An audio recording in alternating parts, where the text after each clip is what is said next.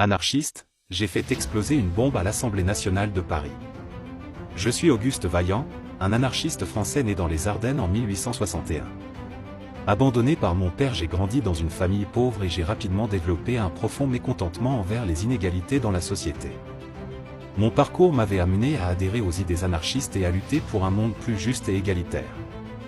J'ai été plusieurs fois condamné pour mendicité et escroquerie.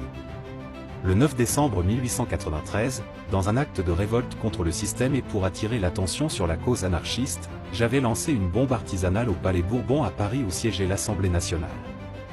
L'explosion n'avait fait que des blessés légers, mais mon acte avait eu un impact important sur la société française.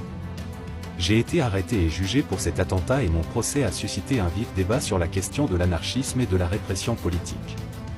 Malgré la mobilisation de certains intellectuels et militants en ma faveur, j'ai été condamné à mort par guillotine le 5 février 1894.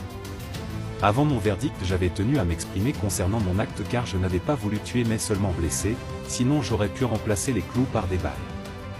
Messieurs, dans quelques minutes vous allez me frapper, mais en recevant votre verdict, j'aurai la satisfaction d'avoir blessé la société actuelle, cette société maudite où l'on peut voir un homme dépenser inutilement ce qui pourrait nourrir des milliers de familles.